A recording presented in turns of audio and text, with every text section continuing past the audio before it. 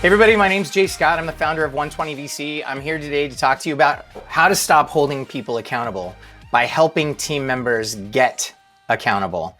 You can't hold anyone accountable, which I don't want us to say anymore. You can't help anybody stay accountable to a commitment that they didn't make. All in favor, say aye. Aye. Aye. This is why the I tell you do model, it didn't work without threat of losing your job or not getting your bonus or not getting the promotion. And so I don't know about you guys, but I started my career in that world and it was terrible. It was so stressful. Like I feel the vast majority of people spent time trying to keep their jobs, which detracted from them actually performing in their jobs, which is to create value for the organization. So much time and energy wasted in the I tell you do command and control model. So accountability.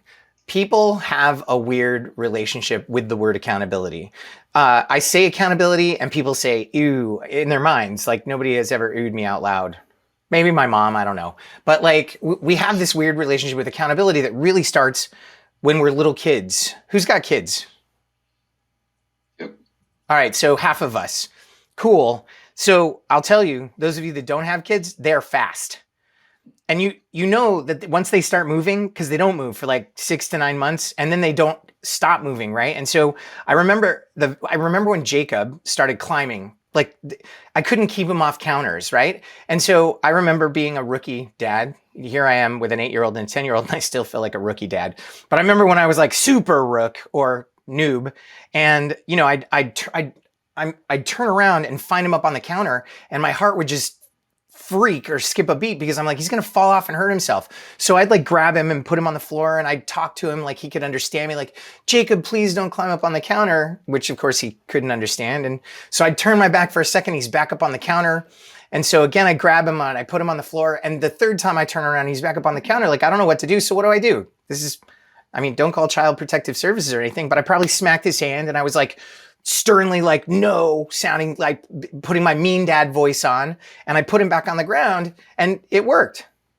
Let's unpack that for a second, right? Like he probably thought we were playing a game and then he got smacked, right? That felt terrible, like a punishment. Now, the boomers were open about it, right? Like that generation called it a punishment. My dad definitely called it a punishment. Like we're a little more modern these days. We call it a consequence or the setting of a boundary. But do you think Jacob felt like it was a setting of a boundary or a punishment? Or was he just confused? He was probably just confused. Like, what the heck? I thought we were playing a game and then my dad like smacked me. What's wrong with him? Does he have like a personality disorder or something? Well, he probably didn't think that. But then fast forward, you know, and we get into our teenage years and, you know, we do things that our parents don't consider responsible and we start getting lectures for being irresponsible. And when we don't do what our parents say, you know, when we're, according to their definition, irresponsible, you know, they mix in, you know, responsible and accountable, and we're hearing all these words. They take things away from us, right? They take away the car keys, they ground us. Do these things feel like consequences or boundaries? Do these things feel like they're trying to teach us, or do they just feel unfair? What do you guys think? Think back when it was you. They felt unfair. Like we could not figure out why our parents just didn't understand what it was like to want what we wanted. Why wouldn't they let us do it, right? But then fast forward and you're a parent, and frankly, it's because you're terrified and you just want the best for them. So when we get old enough to get our first team and somebody's doing something that we don't feel is going to achieve an optimal outcome for them, or they make a commitment and they don't live up to it, and they make a commitment and they don't live up to it, we're like, somebody's got to say something, and it falls to us because we're the leader of the team. But generally speaking, nobody wants to have that conversation. Like we are reluctant because we feel like that it's going to feel like a punishment or a consequence, like it did when our parents were trying to lead us when we were younger. And so this weird relationship really impacts our ability to help people get and stay accountable, because we really think it's and feel it's a necessary evil. As leaders, we go into these conversations with like, ew in our hearts, right? And even a little scared that, you know, this person that we care for, they're on our team, we care for them, we're going to have to say something they're not going to like, and this is going to damage the relationship, right?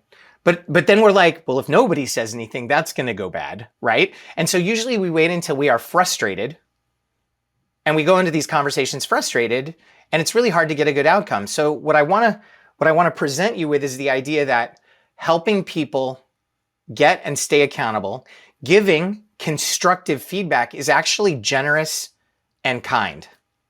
Have any of you guys ever been sharing or lamenting about a situation to a close friend, and after listening to you for like 10 or 15 minutes, they were like, I knew that was going to happen?